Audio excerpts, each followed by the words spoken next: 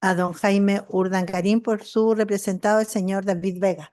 Estaba apagado el micrófono, Esteban.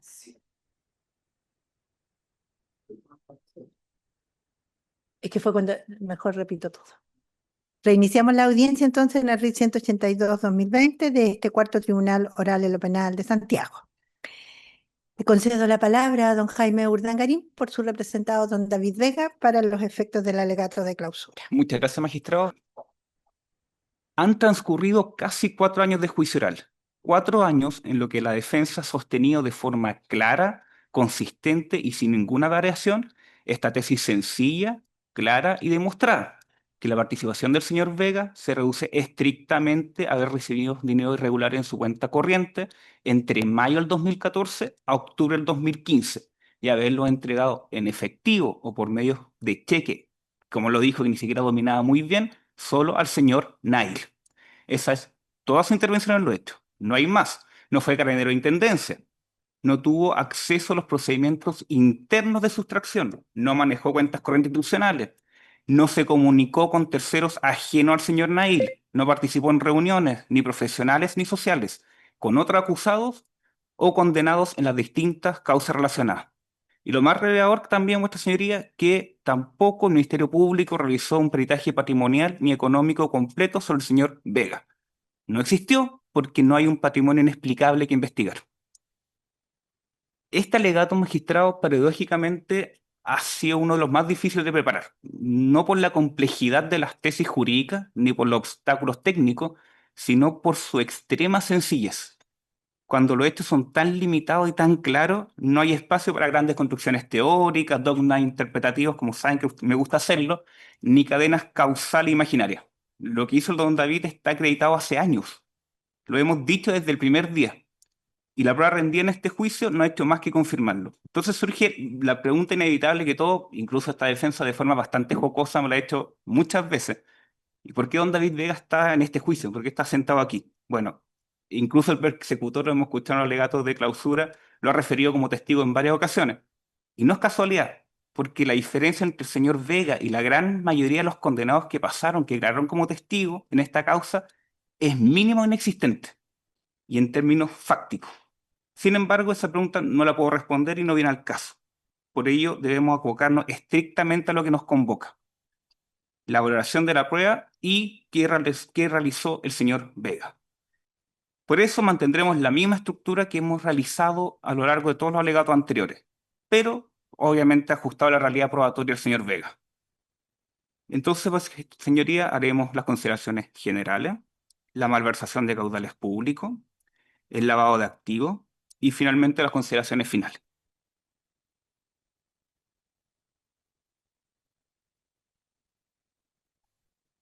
Como lo dijimos desde el día 1, y como lo hemos escuchado de la declaración de don David Vega, y de la prueba documental, por supuesto, es claro que ingresó a Carabineros el año 94 y egresó el 96 como oficial de orden y seguridad.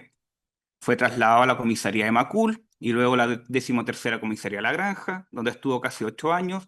Luego fue trasladado a la comisaría de San Bernardo, luego fue trasladado a Chimbarongo y posterior a ello a San Fernando, luego, e importante, a la 4ª comisaría de Talca y finalmente como mayor al Departamento de Operaciones de la Zona Metropolitana el año 2014. Y se retira el año 2015 como mayor de Orden y Seguridad. Y es en el contexto del año 2012-2013 donde conoció al entonces mayor don Héctor Nail, quien trabajaba en Talca en la unidad de contabilidad y finanzas. Y en ese momento, tal como declaró, se formó una amistad entre ambos que duró varios años y que desgraciadamente significó para el señor Vega la participación en estos hechos. Eso, señoría, es la participación del señor Vegas. Retirarlos y pasárselo al señor Nail luego de un depósito.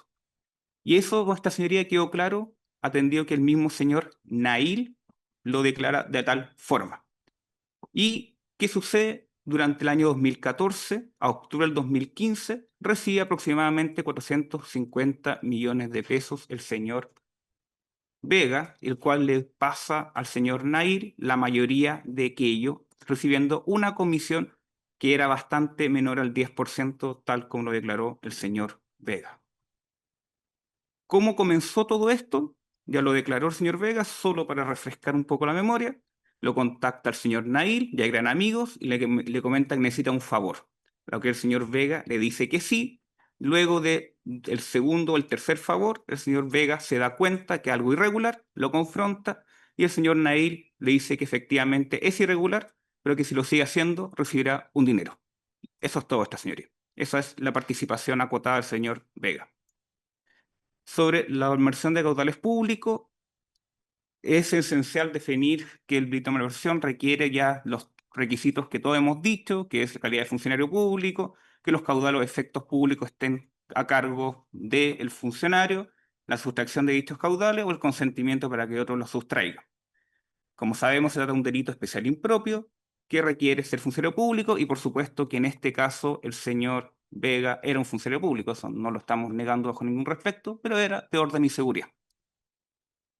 No voy a citar las mismas sentencias, vuestra señoría, que ya he citado a lo largo del juicio, pero en resumidas cuentas se requiere tener a su cargo estos caudales públicos y además ser funcionario público.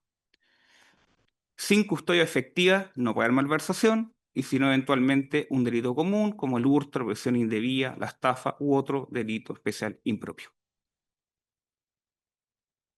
Pues bien, como hemos dicho y todos sabemos, el señor Vega era carabinero, era oficial de orden y seguridad, por lo tanto funcionario público, eso es evidente. Pero ¿tenía a su cargo caudales públicos? La respuesta también es evidente. No.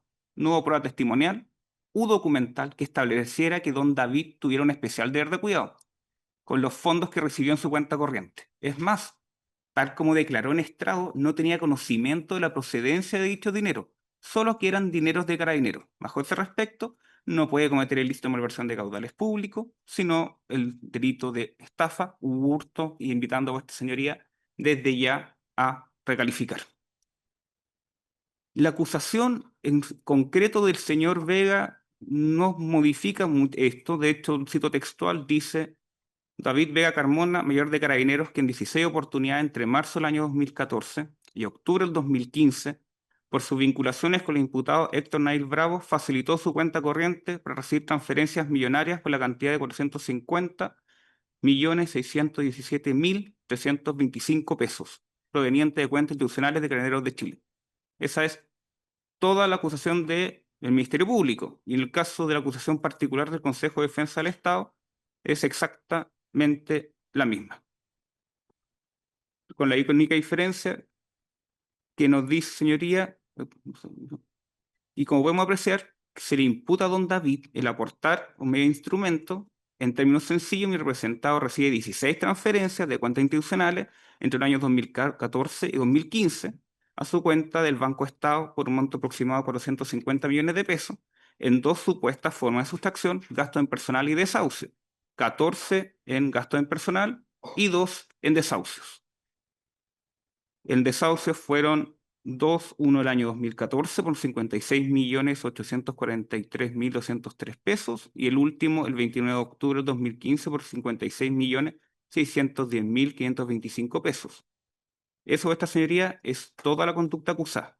Incluso el Ministerio Público nos dice de forma bastante lógica, y hay que reconocérselo, que estamos en la autoría del artículo 15, número 3, lo cual en argumentos posteriores de la asociación ilícita tomaron una relevancia bastante mayor. Entonces, señoría, el delito propio. Sabemos que el señor Vega no tiene a su cargo los caudales públicos. Sabemos también que no recibe dinero en razón de su cargo. Por lo tanto, entonces, ¿qué realiza? Como no puede cometer el delito de malversación de caudales públicos, entendemos nosotros que sería el delito del artículo 468 en relación al 467, inciso tercero, cuando nos establece que incurrirán las penas del artículo anterior el que defraudare a otro usando un nombre fingido, atribuyéndose poder, influencia o crédito supuesto, apretando bienes, crédito, comisión, empresa o negociación imaginarias o valiéndose de cualquier otro engaño semejante. Si analizamos dicho tipo penal, la conducta que realiza mi representado está perfecta en aquella figura, atendido que, como hemos analizado, su conducta de acción recae en recibir dineros de parte de carabineros ya que de los dineros que recibía entiende que hay un crédito supuesto, tal como lo establece el Ministerio Público y el Consejo de Defensa del Estado, deriva de cuentas institucionales de Guerreros de Chile, que es gastos en personal y desahucio, lo que no son más que haberes debido a las personas, por lo que efectivamente aparece lógico que se le paga por una causa eficiente, que es ilícita, pero sigue siendo una causa. Esto es un crédito supuesto. También esta parte entiende que se podría aplicar la teoría mayoritaria, que es de las tesis de hurto, tal como se ha señalado la excelentísima Corte Suprema en distintos fallos, que como el delito especial impropio, el delito base, la inversión de caudales públicos, es un delito de hurto. El fraude al fisco sería una estafa. Eh, Sea indistintamente que sea un hurto o una estafa, claramente no puede haber malversación de caudales públicos, por lo que llamo a recalificar dicho delito. Sobre el delito continuado reiterado, esta parte ya no va a repetir los mismos argumentos anteriores. Entendemos que estamos dentro de un delito continuado, no reiterado, entendido que se cumplen con cada uno de los requisitos del mismo. Y además, vuestra señoría, se entiende que, perdón, se entiende que el aumento de la pena ya está considerado tanto en el hurto y la estafa según lo establecido en los artículos pertinentes, atendido que ya se incorpora en la descripción del tipo penal una valoración agravada del perjuicio económico, atendido que opera directamente en la determinación de la pena, y en ese sentido se establece, vuestra señoría, que ya el hurto y la estafa contemplan el aumento de la pena dentro de su configuración típica.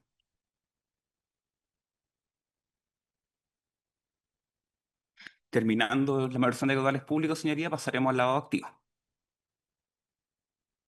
Hemos hablado repetitivamente del lado activo. Sabemos que el Ministerio Público, el Consejo de Defensa del Estado confunden lo que es la letra A y B, y no andaremos más en ello. Solo decir que son conductas absolutamente distintas y que por ello la letra B no es aplicable. Entonces, como no son aplicables la letra B y la conducta son distintas, letra A y B, y siguiendo la jurisprudencia de la excelentísima Corte, debemos considerar que solo puede aplicarse el autor del delito base o el delito inicial, la letra A. Por ello descartaremos la letra B y nos enfocaremos en la letra A. Sin perjuicio de que desde ya esta parte entiende que, según como está escrita la acusación, debe ser absuelto y representado por congruencia por no hacer una diferenciación entre la letra A y la letra B. Sabemos también que la letra A se basa en ocultar y disimular, y por ello el concepto de ocultar y disimular como una aproximación es las acciones dolosas dirigidas a encubrir la procedencia ilícita de bienes, transformándolos para que parezcan legítimos. De dar un dolo específico, conocimiento del origen y propósito de integración al circuito económico, excluyendo actos neutros como depósitos directos en cuentas personales, y explicitaremos esta posición. La acusación de lavado del señor Vega es bastante directa, de hecho lo voy a leer solo en la parte principal, que nos dice que entre el 21 de marzo del 2014 y el 29 de octubre del 2015, el imputado Vega Carmona recibió abonos en forma directa en su cuenta corriente número 417-0001-4850 del Banco Estado por un monto de 450.617.325 pesos aproximadamente. Dichos dineros provenían de las cuentas incontables institucionales de Carabineros, entre otras de las denominadas gastos en personal, número 9018131, y fondo de desahucio, número 9018158. Posteriormente, y operando como testaferrero del imputado Héctor Nail Bravo, ocultó o disimuló el origen ilícito de los dineros sustraídos mediante sucesivos retiros en efectivo para su posterior fraccionamiento y distribución al imputado antes referido y a miembros de la organización criminal. Y asimismo adquirió bienes muebles e inmuebles a título personal por parte de terceros, además de constituir o participar en sociedades de las cuales aportó bienes de origen ilícito y efectuó prepagos de un crédito otorgado por la Dirección de Bienestar de Carabineros. Luego da una lista de bienes que fueron comprados para finalmente terminar con, en suma, ninguna de las operaciones descritas se conducen con el nivel de ingreso. Había consideración de que el sueldo líquido en octubre del 2015 era alrededor de 1.709.174 pesos, aproximadamente, y entre los años 2010 a 2012, en que se contienen algunos de los comportamientos de ocultamiento y simulación, bordeaba mensualmente el millón de pesos. Primero tenemos que establecer que si se le imputan actos a letra A, es incompatible en este caso con la letra B. Y el lavado como testafarero, el señor Nail, no admite mayor análisis, ya que era precisamente el medio en que se llevaba el efecto, el ilícito del hurto. Por lo que establecerlo como elemento del lavado es valorar dos veces el mismo hecho, lo cual afecta la consideración del non bis in idem de forma concreta y absoluta, por lo que esto debe ser absolutamente desechado. Que si bien mi representado ganaba 1.700.000 pesos en los últimos años 2014-2015, en un periodo de tiempo, no se considera en la acusación que también recibe otros ingresos legales y por bastante más tiempo del año 2014-2015, como por ejemplo sería el arriendo del departamento ubicado en la comuna de La Florida por 170.000 pesos aproximadamente entre los años 2010 y siguientes, tal como constó en la prueba de la defensa número 9 y 10, por lo que es evidente que tenía fondos para poder subsistir y con poco gasto. Atendió que tal como constó en la declaración del mismo David Prueba y en la prueba de la Fiscalía con la declaración de don Gerardo Bejar, al ser soltero, sin obligaciones fijas, tenía acceso a vivienda en Carabinero, comida, rancho como él mismo lo establece, y otros gastos ahorrados, por lo que su capacidad de ahorro e inversión es potencialmente mayor en comparación al promedio, entendiendo que no tenía gastos fijos y en eso su potencial es bastante más alto que la media del ciudadano, ya que no tenía deudas excepto la del inmueble que veremos a continuación.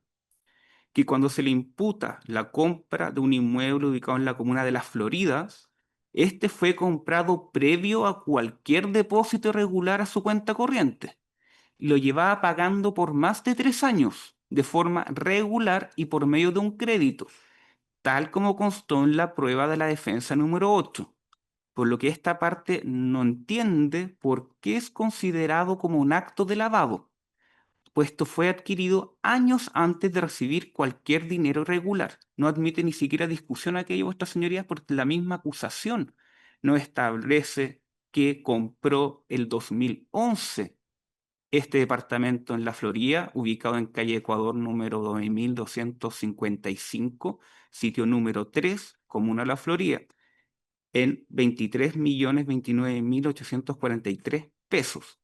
4 años, perdón, sí, 3 años antes, disculpe, del primer depósito irregular. Que luego, cuando la acusación nos habla de otros bienes muebles, como sería los automóviles marca Toyota, modelo Auris Ley, y los marca Toyota, modelo Hilux D, fueron de nuevo adquiridos previo a cualquier depósito irregular, lo que tiene ningún sentido considerarlo como actos de lavado. Y es más, generó dinero extra ya que los vendió generando una disponibilidad financiera, tal como constó en las pruebas 11 y 12 de la defensa. En efecto, los vehículos Toyota fueron adquiridos el placa patente única BDTV 71-6 el 12 de mayo del 2010, 4 años dentro del primer depósito adquirido por 4.410.000 pesos y el 4 de julio del 2012, 2 años antes del primer depósito, adquiere la camioneta Toyota marca Hilux, la patente única XS4804 para venderla posteriormente en 3.289.511 pesos. Por lo tanto, vuestra señoría, estos dos bienes muebles no tienen ningún sentido de ser considerados como actos de lavado de dinero, puesto están fuera del periodo donde se recibieron dinero y no hay ninguna forma de determinar y no se determinó que ingresó dinero irregular en la adquisición de las mismas, incluso con una tesis de letra B del artículo 27.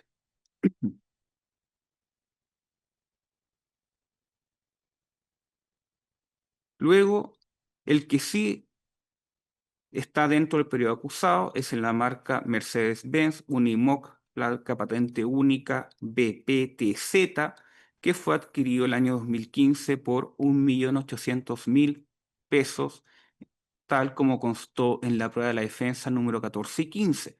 Pero, señoría, en esa época mi representado sí tenía disponibilidad financiera para pagar los 1.800.000 pesos, como se vio en la prueba documental y la declaración misma del señor Vega.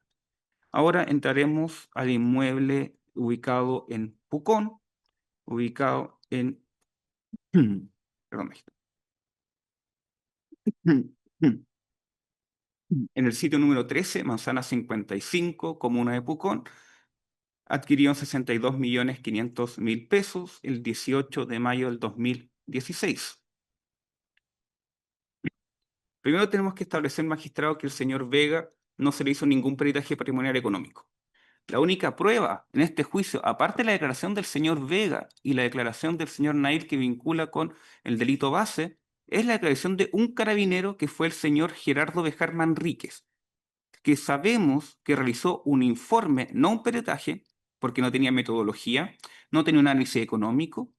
Incluso en ese momento, este señor, este informe de don Gerardo Bejar Manríquez, nos dice que adquirió la propiedad de Pucón sin una justificación económica. Pero el contrainterrogatorio de la defensa reconoce que la propiedad de Pucón fue comprada el año 2016, 6 meses después del último puesto irregular, tal como consta en la prueba de la defensa número 7, que parte del dinero con el cual se adquirió esta propiedad fue con un crédito de 41.994.000 pesos que fue dado por la Mutualidad de Carabineros, tal como consta en el contrato de compraventa. Y además quedó en evidencia que mi representado había recibido el año 2015 el desahucio de Carabineros de 28.918.224 pesos, tal como constó en la prueba 19 de la defensa, lo que sumado para compra del bien daba 70.912.224 pesos, más que el valor de la compraventa de 62.500.000 pesos, lo que demuestra que el señor Vega tenía la disponibilidad financiera para comprarlo. Y recordar que esta propiedad fue comprada en mayo del 2016, posterior al último poste regular, y no constando que se utilizó dinero irregular alguno con objeto de ocultar o disimular algún dinero ilícito.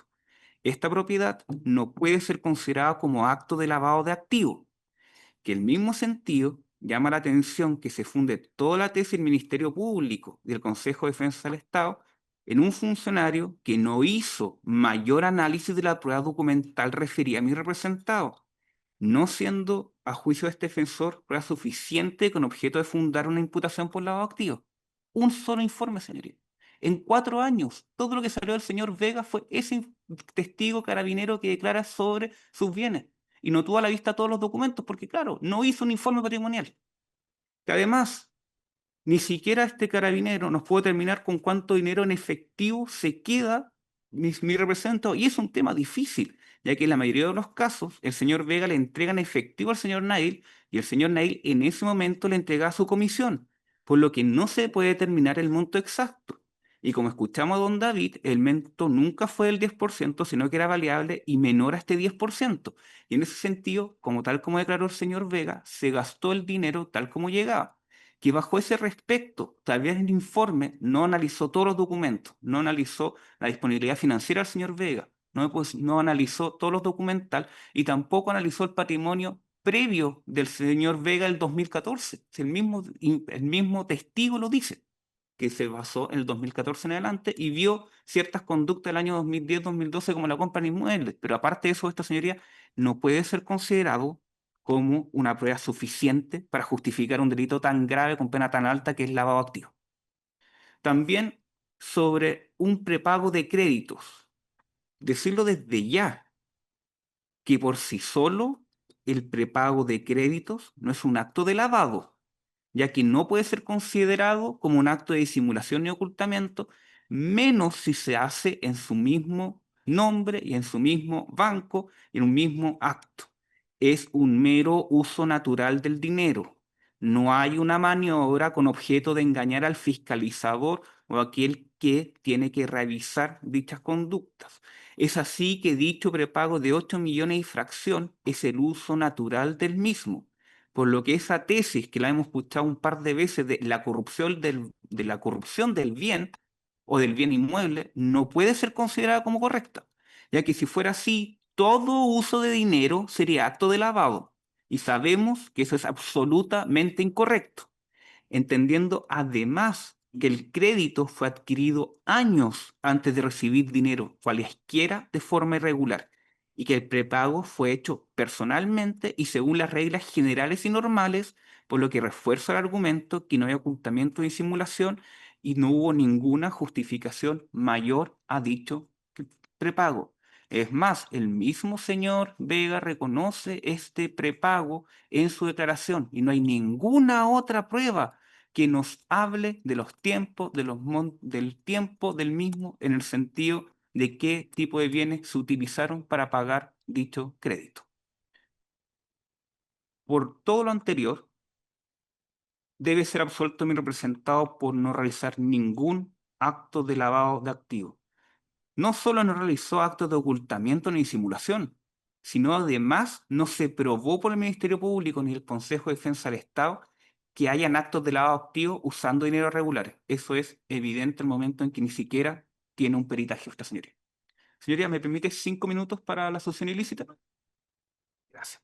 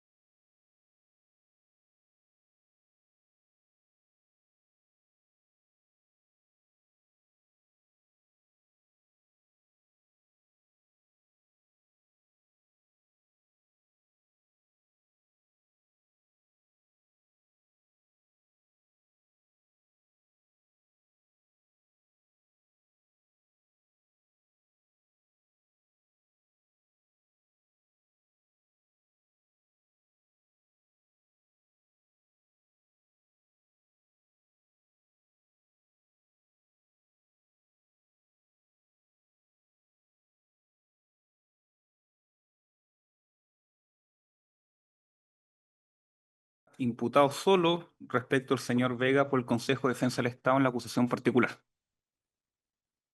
Como base, resumidas cuentas, diremos esta sería que el delito de acción ilícita no se configura con la mera pluralidad de autores que cometen delito en conjunto, sino que exige una estructura orgánica específica. Requiere multiplicidad de partícipes, jerarquía o estructura de mando, estabilidad y permanencia en el tiempo, no circunstancial ni episódica, un objeto común y preciso, delitos o delitos determinados, convergencia de voluntades con sentido de pertenencia y permanencia en la organización. Así lo ha precisado la excelentísima Corte Suprema en la causa rol número 14.312-2016, cuando se nos dice la asociación ilícita no se refiere a una reunión circunstancial de personas que conjuntamente cometen un hecho delictivo, sino se trata de una sociedad de carácter permanente en el tiempo, efectivamente organizada y jerarquizada, con clara distribución de las esferas de poder y decisión. Bien, el Consejo de Defensa del Estado, vuestra señoría, acusa al señor Vega Carmona de lo siguiente. David Alejandro Vega Carmona, mayor de Carabineros, miembro de la asociación ilícita que suministró medios e instrumentos a la organización criminal, poniendo a disposición de aquella sus productos bancarios. En efecto, consta que entre marzo del 2014 y octubre del año 2015, esto es, 16 oportunidades por sus vinculaciones con el acusado Héctor Nail Bravo, facilitó su cuenta corriente para recibir transferencias millonarias como exceso de sueldo por la cantidad total de 450.617.325 pesos provenientes de las cuentas contables institucionales de Carabineros, denominados gastos en personal, número 901-8131 y fondo desahucio número 901-8158. Señoría, esta imputación desde ya es manifiestamente insuficiente para configurar cualquier delito de acción ilícita por lo siguiente. Como general, ya sabemos que no hay una ausencia total de prueba para los elementos objetivos de la asociación. Primero, no existe acreditación de jerarquía ni distribución de roles en la que don David Vega haya participado. No tuvo jefe, no tuvo subalterno, no integró esfera de decisión ni poder. No hay estabilidad ni permanencia. Su intervención se limita a un periodo acotado, sin continuidad posterior ni vinculación orgánica con el núcleo de los hechos. No hay objeto común preciso compartido. El señor Vega no conoció ni participó en la versión originaria ni en otros delitos base. Solo recibió y entregó dinero a un amigo de larga data. No hay convergencia de voluntades con sentido de permanencia. No existe prueba de acuerdo previo, pacto o conciencia de formar parte de una estructura organizada. También, vuestra señoría, el Consejo de Defensa del Estado confunde la conducta base con un aporte a la asociación ilícita.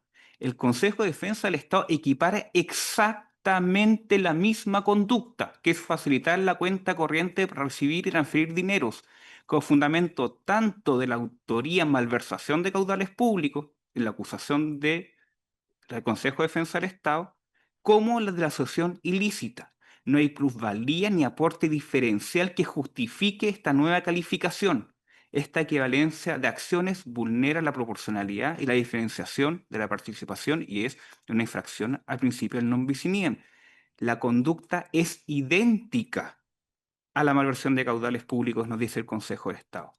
Y no añade un elemento de organización propio y no puede en ese caso fundar dos tipos penales de distinta gravedad. Señoría, esto es tan así que la acusación del Consejo de Defensa del Estado por malversación es exactamente la misma palabra por palabra. Lo voy a leer textual. David Vega Carmona, esta es la acusación de malversación del Consejo de Defensa del Estado. David Vega Carmona, mayor de Carabineros de Chile, que suministró medios e instrumentos a la organización criminal, poniendo a disposición de aquella sus productos bancarios. En efecto, consta que entre marzo del año 2014 y octubre del 2015, esto es 16 oportunidades por sus vinculaciones con el acusado Héctor Nair Bravo, facilitó sus cuentas corrientes para recibir transferencias millonarias como exceso de sueldo por la cantidad total de 450.617.325 pesos y dar las cuentas. Es la misma conducta acusada, maestro. Ninguna plusvalía de acción, nada. Me están fundamentando la malversación de caudales públicos dentro de la asociación como la misma conducta.